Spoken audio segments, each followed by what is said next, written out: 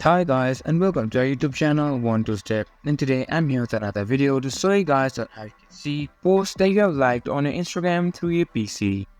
To do so, just follow some quick and easy steps that I will show you on this video. First of all, just open up your Instagram on your Google Chrome and then go on to more, which is on the bottom left side of your screen. And here you can see an option for your activity. If you click on this, you can see this pop up on your screen.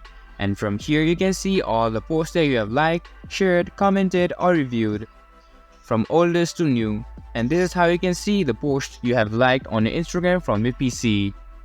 This was for this video, and I hope you guys find that video helpful. If you do, make sure to leave a like, subscribe to our YouTube channel and hit the bell notification. And don't forget to drop a comment for review, and for more content like this, see you guys in our next video.